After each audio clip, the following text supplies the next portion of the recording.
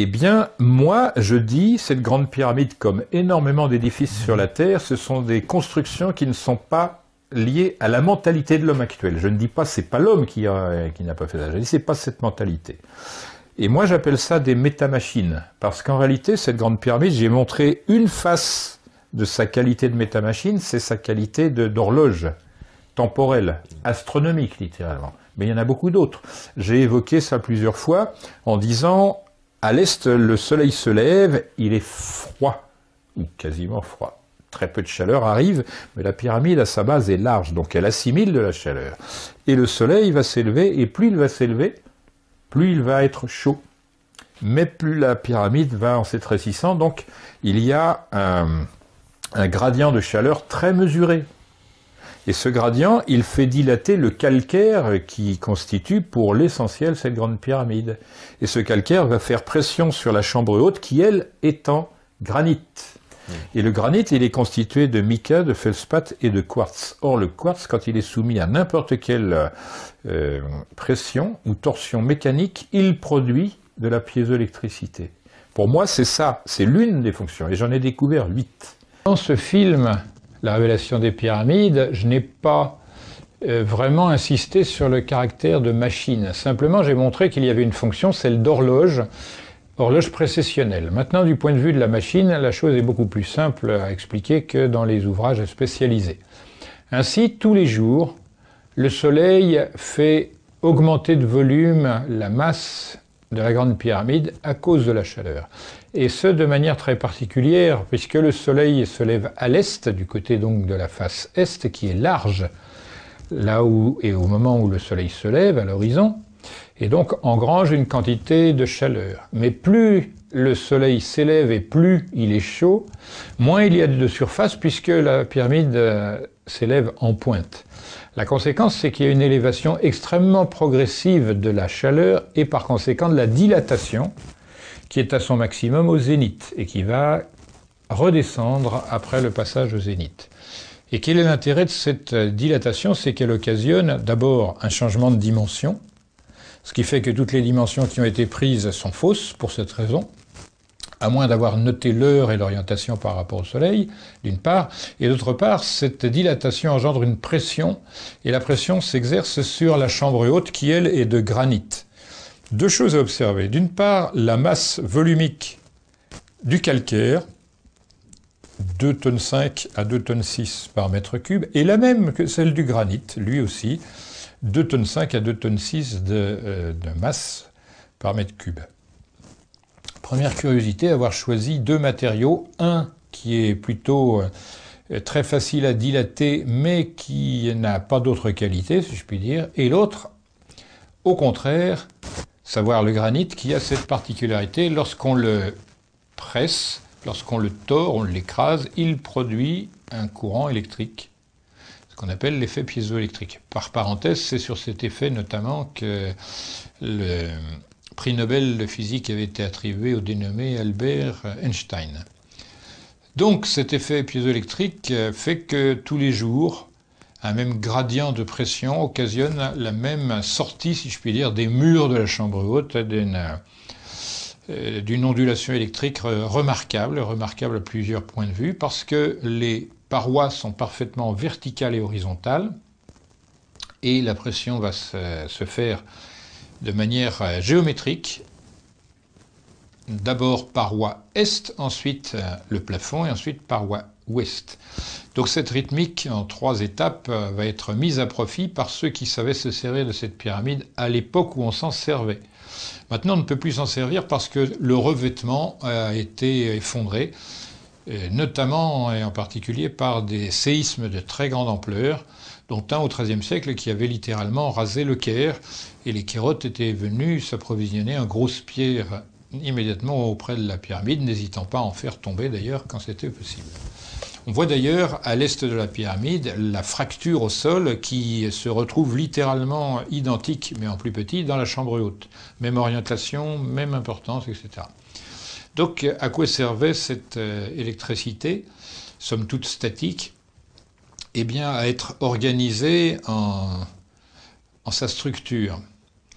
Et donc la structure ondulatoire allait être mise en relation proportionnelle avec la chambre haute. Et non seulement cette mise en relation avec la chambre était importante, mais par ce biais-là, on pouvait en faire une onde stationnaire d'une part et la moduler par la voix, c'est-à-dire, curieusement, mettre en efficacité une énergie électrique avec une énergie vocale, c'est-à-dire mécanique. Cela en faisant vibrer les murs à des fréquences reconnues.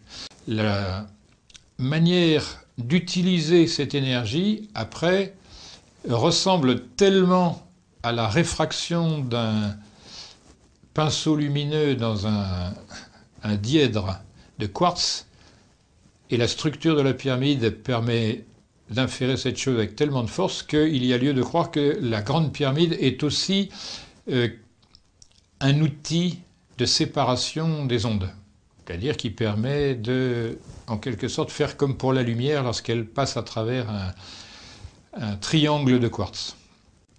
Et cette fonction, je pense, a été mise à profit. Ça permettait d'utiliser certaines énergies plutôt que d'autres, etc., en permanence. On attrape une énergie mécanique, celle du soleil qui fait enfler la pierre et engendre des pressions, et on la transforme en différentes qualités d'énergie pour mettre en œuvre différentes qualités d'outils. Voilà.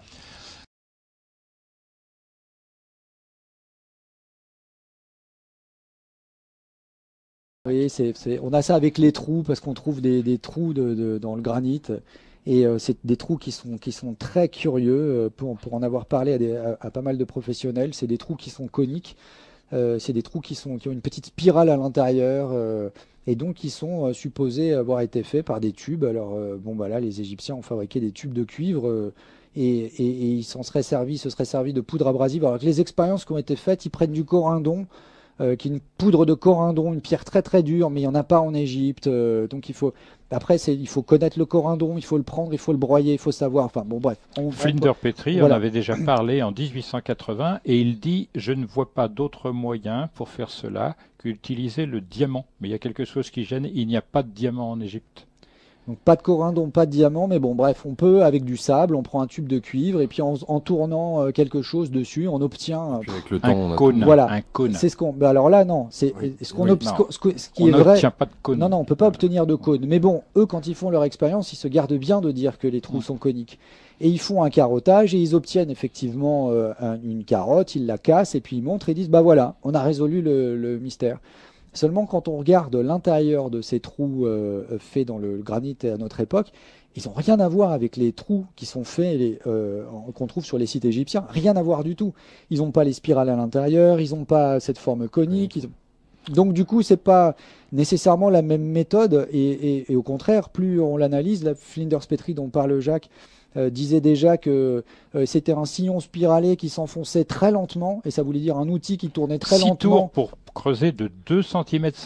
6 tours. Ça veut dire, il disait, il y a une pression de plus de 3 tonnes dans un couloir de moins de 60 cm de large. Comment on fait ça? Parce qu'encore, on est dans des choses. Alors, on peut même pas imaginer, même si aujourd'hui on pensait à des outils portatifs, électriques, admettons, on raisonne librement, ils ont de l'énergie, etc. Quel outil permet dans un espace aussi réduit d'aller pouvoir creuser un truc comme ça avec autant de puissance? Mais aujourd'hui, quand on fait un trou comme ça dans le mur, on est obligé de fixer la machine, de la river sur la paroi, et puis après derrière, on va tourner très très vite avec de l'eau, etc. Donc c'est pas du tout la même manière de travailler, et le résultat est pas du tout le même. Et donc là, bah voilà, affaire classée, il y a un gars qui fait un petit truc. Et puis il dit: ça y est, on a résolu le problème, et puis on a trouvé, donc passons à autre chose. Mais l'opinion de Christopher Dunn est sympa. Il dit il n'y a pas d'autre technologie connue actuellement qui se rapproche de cela, sinon des trains d'ondes, des sons pilotés par des micro-ondes. C'est bizarre comme technologie à cette époque-là en Égypte.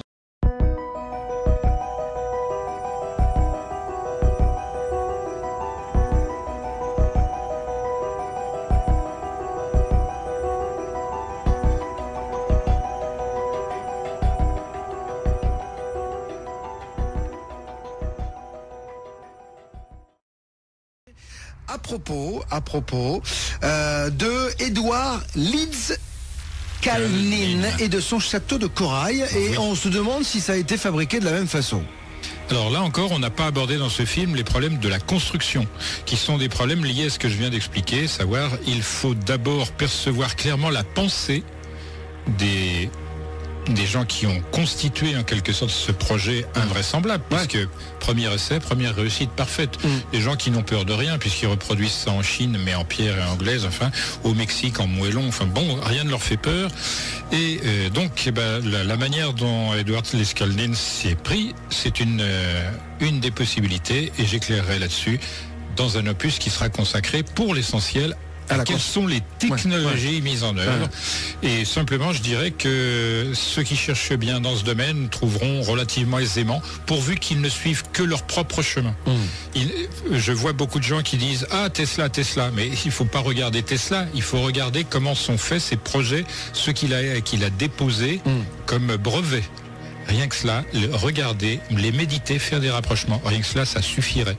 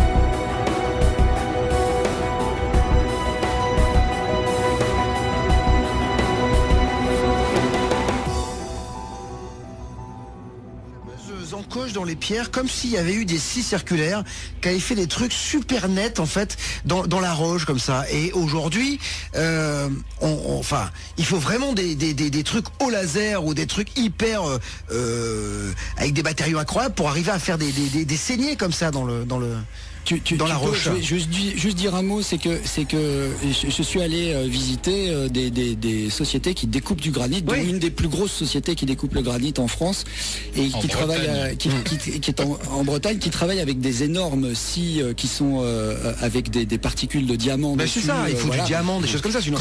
Mais ce que ça découpe, là, ça découpe avec une perfection, c'est-à-dire que c'est totalement lisse et plat. Or, ce qu'on observe sur place, que ce soit en Égypte, au Pérou ou à l'île de Pâques, c'est pas ça. On n'a pas du tout l'impression qu'on a utilisé une grosse scie qui aurait découpé bien droit, puisque la plupart du temps ce sont soit des courbes, soit des angles, soit des surfaces qui sont vrillées et qui se répondent. Donc moi c'est pour ça que j'ai vraiment beaucoup de mal à me prononcer, et j'avais dit d'ailleurs dans la dernière émission que Christopher Dunn, qui a étudié les statues de Luxor et la symétrie des statues de Luxor, s'est rendu compte que la surface de ces pierres-là était granuleuse. Et il n'arrive pas à comprendre comment on peut atteindre une telle symétrie avec une surface granuleuse, alors que normalement, si c'était fait par abrasion, ça devrait être lisse. Donc là, moi, je peux pas me prononcer. À côté de ça, dans le film aussi, on voit que les gaines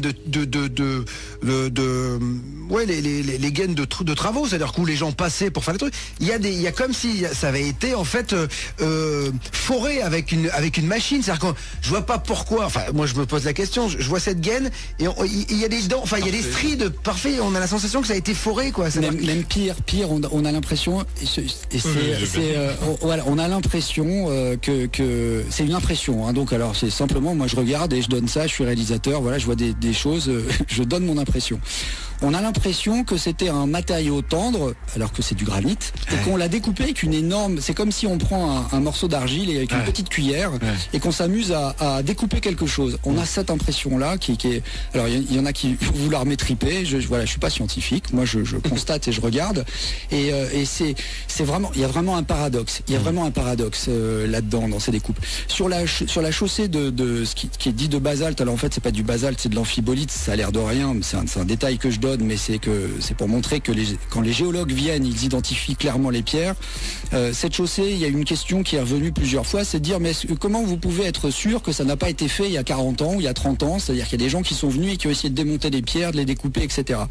Ces constatations ont été reportées, tout comme les trous de granit, dans des ouvrages qui ont plus de 100 ans, et des ouvrages qui ont présenté tout ça, même sur la mission... Alors, dans le livre qui n'aura toujours pas le plaisir de paraître cette fin d'année, du fait de la présence d'un Gollum, je donne des textes datés de 1880-1890 qui sont de Matthew Flinders Petrie, qui est le premier archéologue égyptologue à caractère scientifique, et lui il donne littéralement son sentiment de scientifique, et il arrive à une impossibilité matérielle de faire des choses aussi précises et aussi extrêmes.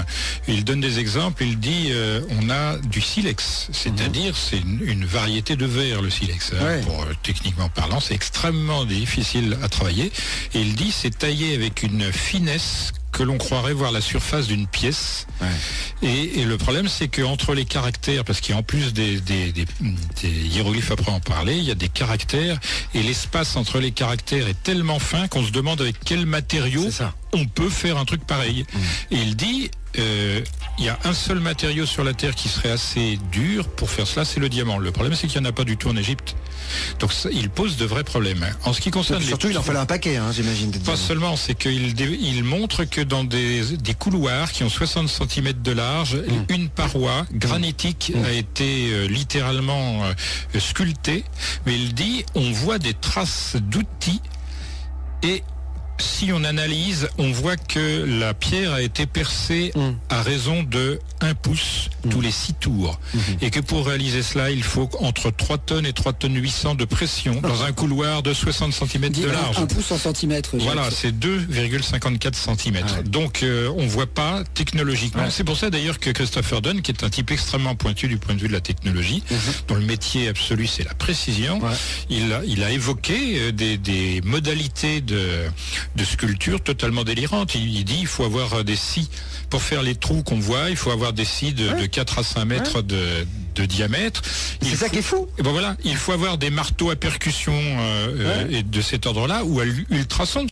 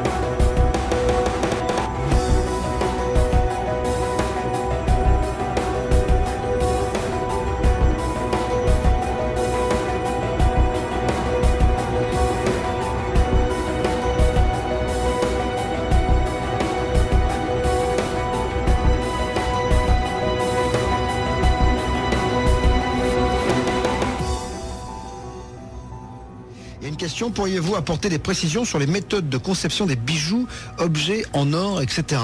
Est-ce que c'était possible à l'époque, en tout cas voilà. Je vois venir la question.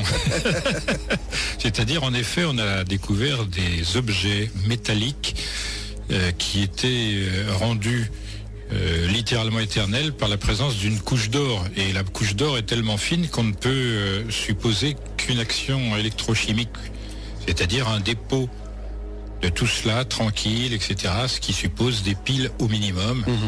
Actuellement, on n'a pas besoin de se casser trop la tête pour faire une pile d'1,5 volt. On prend une pomme de terre, un fruit, et c'est son acidité, le différentiel électrique qui va créer ce courant-là.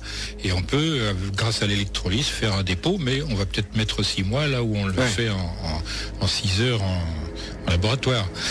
Moi, personnellement, je pense qu'il y a eu la connaissance de l'électricité. Elle est témoignée à toutes les époques, soyons clairs.